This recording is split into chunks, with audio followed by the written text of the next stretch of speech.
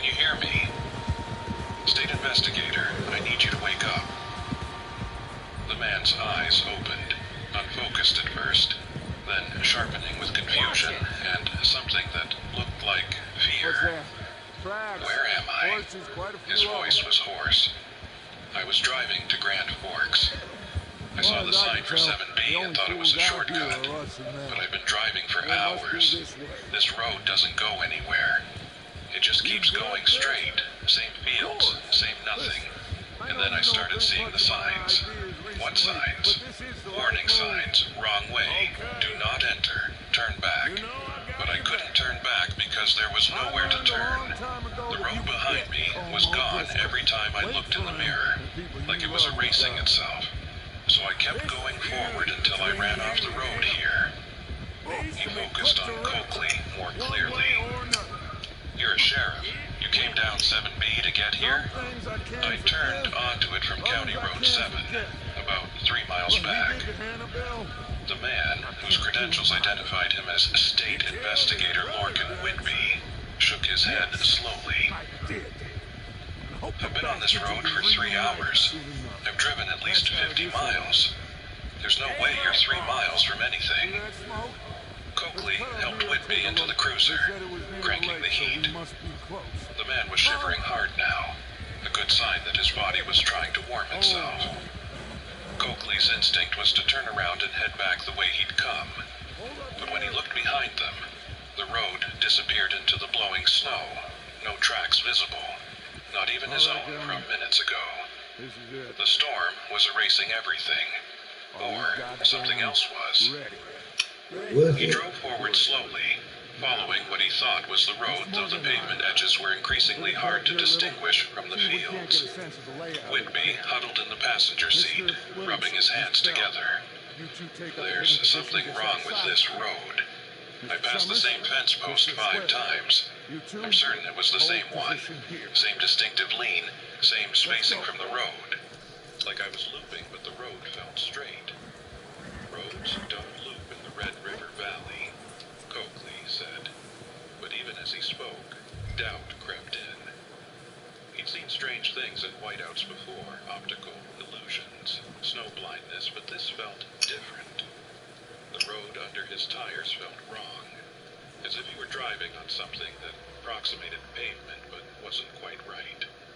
The surface was too smooth, too consistent, no cracks or patches, or the familiar feel of County Road 7B that still shouldn't exist. After what his odometer said was 5 miles, but felt like 20, they reached another sign. This one stopped Coakley cold. County Road 7B ends, no services ahead. Beyond it, the road did appear to end, simply terminating in what looked like an open field. But as his headlights swept across the snow, he saw something else. A building, squat and dark, maybe 100 yards off what used to be the road. Light glowed in one window, warm and inviting against the storm. Whitby saw it too. We should check if there's a phone, maybe someone who can call for help. They approached the building on foot, the wind trying to push them off course.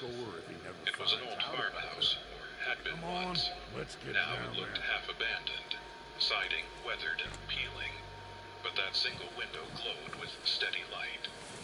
Coakley knocked, the sound immediately swallowed by the wind.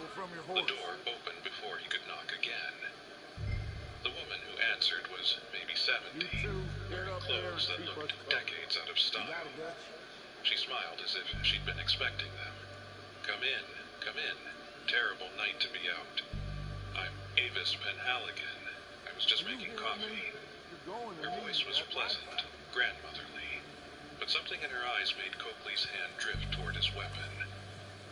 The inside of the house was warm, furnished with antiques, everything neat and orderly. An old wood stove radiated heat. The smell of coffee filled the air. It all seemed normal, except for the way Avis watched them, as if measuring their reactions, as if this were some kind of test. You're on 7B, she said, not quite a question. A lot of people end up on 7B when storm has been. Ma'am, there is no County Road 7B, Coakley said. It doesn't exist on any map. Oh, it exists, Avis said, pouring coffee into mugs that looked hand-painted. It's just not always in the same place. The valley, you see, it's not as simple as it looks. Flat and empty, sure, but there are old roots underneath. Paths that existed before we paved anything. Before we drew maps and claimed we knew where everything was. Sometimes in storms, those old roots come back, and sometimes people find them. Whitby accepted the coffee, but didn't drink. How long have you lived here? Oh, I don't live here exactly, Avis said, settling into a rocking chair. I work here. I'm what you might call a guide. When people get lost on 7B, I help them find their way back, or forward. Depends on which way they need to go. Coakley's radio suddenly crackled to life. A voice breaking through the static. All units. Blizzard conditions critical. County Road 7 closed. If anyone is respond. The transmission cut off. But it had been real. Proof that somewhere outside this strange detour, the normal world continued. You need to go back to where you entered 7B, Avis said, her tone gentle but firm.